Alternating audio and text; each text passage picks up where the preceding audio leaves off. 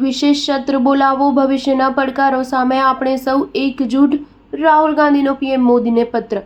ભારત અને પાકિસ્તાન વચ્ચે છેલ્લા ઘણા સમયથી તણાવની સ્થિતિ છે. જો કે હવે બંને દેશો સંઘર્ષ વિરામ પર વિચાર કરી રહ્યા છે. એવામાં કોંગ્રેસ પાર્ટીએ પહલગામ આતંકવાદી હુમલાને લઈને ઓપરેશન સિંદૂર અને સંઘર્ષ વિરામની જાહેરાત ટ્રમ્પ દ્વારા કરાયાની સ્થિતિ પર સર્વપક્ષીય બેઠક બોલાવવાની માંગ કરી છે. આ ક્રમમાં લોકસભાના વિરોધ પક્ષના નેતા રાહુલ ગાંધી અને બાદમાં કોંગ્રેસ અધ્યક્ષ મલ્લિકાર્જુન ખડગેએ વડાપ્રધાન મોદીને પત્ર લખ્યો છે. બંને નેતાઓએ વડાપ્રધાન મોદીને જલ્દીમાં જલ્દી સર્વપક્ષીય બેઠક બોલાવવા અને આ સંબંધે જાણકારી આપવાની માંગ કરી છે. કોંગ્રેસ નેતા રાહુલ ગાંધીએ વડાપ્રધાન નરેન્દ્ર મોદીને પત્ર લખ્યો છે, જેમાં તેમણે કહ્યું કે હું વિપક્ષની સર્વસંમતિથી વિનંતી કરું છું કે તાત્કાલિક સંસદનું વિશેષ સત્ર બોલાવવામાં આવે. પહલગામ આતંકવાદી હુમલો, ઓપરેશન સિંદૂર અને સંઘર્ષ વિરામ પર ચર્ચા કરવા લોકો અને તેમના પ્રતિનિધિઓ માટે ખૂબ જરૂરી છે, જેની જાહેરાત સૌથી પહેલા અમેરિકન રાષ્ટ્રપ્રમુખ ડોનાલ્ડ ટ્રમ્પે કરી હતી. આવનારા પડકારોનો સામનો કરવા માટે આપણા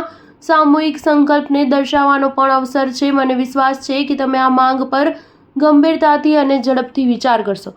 બીજી બાજુ કોંગ્રેસ અધ્યક્ષ મલ્લિકાર્જુન ખડગેએ પણ વડાપ્રધાન મોદીને પત્ર લખ્યો છે, જેમાં તેમણે લખ્યું કે તમને યાદ હશે કે મેં રાજ્યસભાના વિપક્ષ નેતાના રૂપે અને લોકસભાના વિપક્ષી નેતાએ 28 એપ્રિલ 2025ના રોજ અમારા પત્રો દ્વારા પહલગામમાં થયેલા અમાનવીય આતંકવાદી હુમલાને ધ્યાનમાં રાખીને સંસદના બંને ગૃહોનું વિશેષ સત્ર બોલાવવા વિનંતી કરી હતી.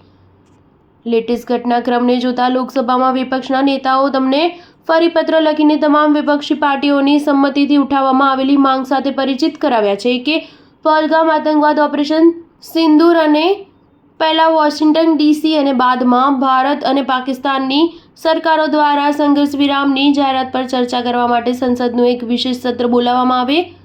રાજ્યસભામાં વિપક્ષના નેતાના રૂપે હું આ વિનંતીના સમર્થનમાં લખું છું. મને વિશ્વાસ છે કે તમે સંમત થશો. સ્ટાર ન્યૂઝ 7 હંમેશા સચ્ચાઈની સાથે.